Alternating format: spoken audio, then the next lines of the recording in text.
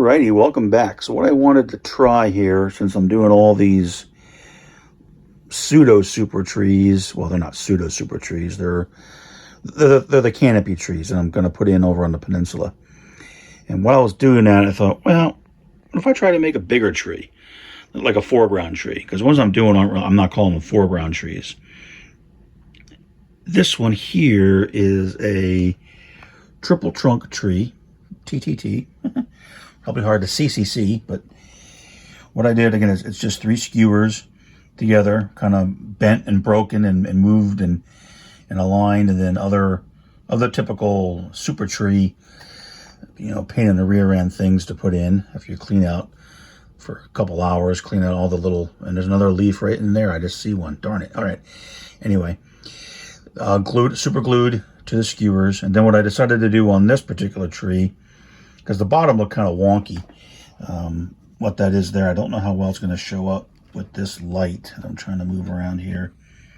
But what I did was, I shake my cell phone, is I put on some Tremendous. The company's called Tremendous. It's their rough bark. You mix it with some of their Cineflex glue, although you probably could mix it with diluted PVA, maybe even Mod Podge, Scenics. I'm not sure, but I had the stuff. I purchased from them for a while. Tremendous is in the United Kingdom. I believe Anthony Reeves is the gentleman's name that runs the company, and he has some excellent books on scenery and making trees. I would highly recommend them. They're probably some of the best books I've seen, and I do have them. So I said, okay, fine, let's try this. And so then I took, you can see the bark, mixed it up, gooped it in there to kind of hide the bottom, because it was obvious. You could see the 3 skewers coming together. I had some masking tape around it, but I decided to try this. And it's not the best job. It's the very first time I've ever used their bark material. I may let it dry, see what it looks like, and then come back and try to get some more. There's a couple spots I missed. You can see I put them there on the branches a little bit. And I can't get everywhere, because I simply can't reach in there with all the super twigs and stuff. But that does give it a little bit of a nicer texture, and to me it looks a little bit more realistic, and I wanted to kind of build it up a little bit here at the bottom. I'm not sure how well this will work. As I was building it up, you can kind of see the texture of it. It's not, again, I'm not saying this is done yet. I still need to, focus what you need to do. Let that dry. There's some big clumps in there and whatnot, if you can even see that stuff. But all right, so I'm just going to let this dry up a little bit here. I don't know if that's going to focus. And then we'll come back, and then we'll maybe fix it up. You can do all kinds of weathering on the bark once it sets up. It's supposed to be a nice, firm, hard, rugged, looks like bark. And this is the rough bark. They make a smooth bark, and they make a rough bark. This is the rough bark, and I don't think it's getting there. It's not quite dry yet, but I only did it this morning. So you can see in between there how I try to kind of reach up with you just mix it when going with a paintbrush. And I may let this dry and then mix another small batch and try to get some more. You can see up here, up along my fat finger, along that branch. Because getting in there and trying to paint this, the way I normally do it, just for the simple background trees, is just spray it gray, let it get on the branches, then come back with some brown. But maybe what I'll do is try, one more application of the bark material, and then paint the rest of it a semi-matching, gray color. And then what I'll do when that's all done and dry and I'm happy with it, then I will go ahead and hit the super tree paraphernalia with probably a brown type color, something like that. And then do the normal flocking procedure for it. So I don't know, even like that, I think it's a pretty nice looking tree, big and full, and I like the multi-trunk nature of it, because a lot of trees in the real world are multi-trunks. It just seems a lot of rarity. We tend to go with one very straight trunk, which is not realistic, unless you're modeling trees in your front yard, ornamental trees. But out in nature, they're all kind of wonky. Anyway, Okay, so more to come on this as I plow ahead trying to make a super tree. Okay, so here are actually two what I'm calling super trees.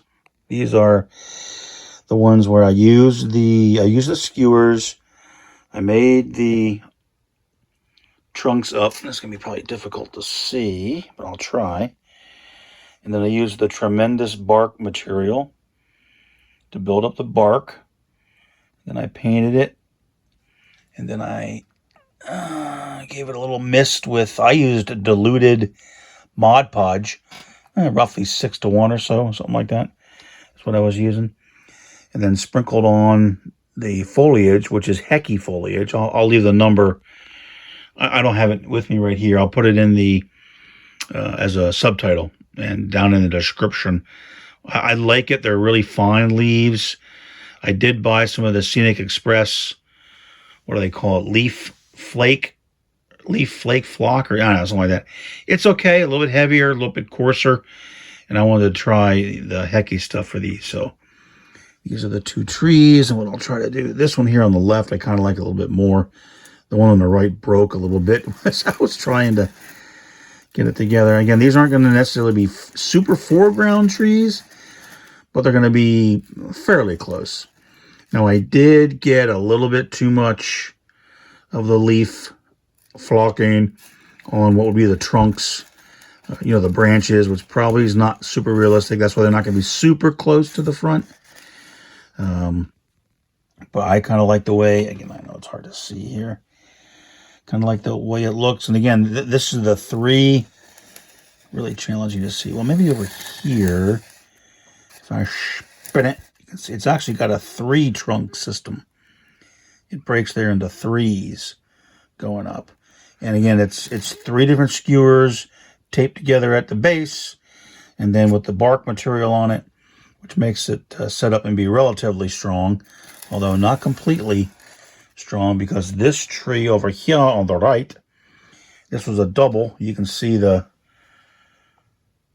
progression there of the skewers that are then covered in the bark material. I did them first on this tree, and then I glued on the super tree twigs, or what branches, whatever you want to call them, the normal super tree stuff. But then when I did flock it, again, there's a little bit too much on the trunk itself, but that's visible, much more visible here, because if you notice right, where am I? Right there, where it looks like, geez, something kind of broke, and you're absolutely right. In fact, what broke, let me try to hold this cell phone steady here and reach in front of you. What broke off is this. And in fact, I probably could even go back. It goes right in there. It's like a kit. And hard to see there because I know it's dark. But I probably could go in there with some super glue, hold it in, and get it back together and make the tree look a little bit better, which I may actually go ahead and do.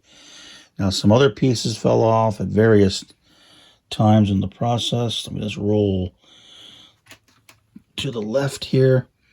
There's some other pieces. This was a large one that came off. I think it came off that same double trunk tree.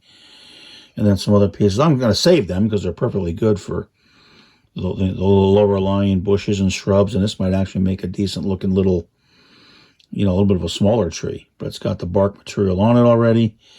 So the back's a little bit flat. So this might have to be a background tree going back up against the backdrop or against a stand of trees, which is fine. You need those as well. All right, so those are those two. And now we're going to try to get these bad boys over in the layout. Like I said, I kind of like the way that looks. What if I could model it with this, like make a scene. I'm going to make a scene where like this, branch had actually broken. And has actually broke, and then have it laying down there on the layout like it's a fret, like it got hit by lightning, or I don't know. Something like that. Like it just broke. The darn thing broke, and it's laying, real rough water, laying like that. That might look pretty cool. I might try that since I have it here and it's already broke for me. All right. So that's the two super trees built up with the skewers, the bark material, and then the normal super tree stuff, and then flocked. As normal, there's a lot of tutorials on YouTube that show you how to do that. This is nothing earth-shattering that I'm doing. Just trying to make a little bit larger tree for not necessarily, like I said, not necessarily front and center foreground, but closer to the foreground. All right, enough chit chat. Let's see if I can get these on the layout. Alrighty, so the two super trees are installed. I kind of brought them down here a little bit into the field, and I did go ahead. Might be hard to see from this angle, but by the way, this is kind of standing now in Lake City, as if you're working over here, and that's the view. So it did accomplish what I was looking to do, which is kind of block the view back, back down that way on the layout and back toward Eugene Yard. So like I said, these two rather large trees are now in. And this one does have, might be hard to see, but I did do that fallen large branch fell. I did do some foreground shrubbery that I put in, some MBR and some new stuff from Silflor. I kind of came along this way a little bit. I did rip out the other two that were there. I didn't like the way they looked. I thought they looked wonky, so off. Boom, you're gone. Did a little bit here, did some more on the peninsula. A lot more is still going to happen here. But that's kind of really coming together. I really like the way this looks. I feel like I could shrink down and kind of wander in there and be like, hey, this is cool. This could be a good spot to hang out and watch some trains go by. Yay! Okay, so let's do it real quick. I'm going to pause it and then go over to the other side so you can see what the view looks like from the Wallace Junction side. Alrighty, so here we are on the other side of the peninsula.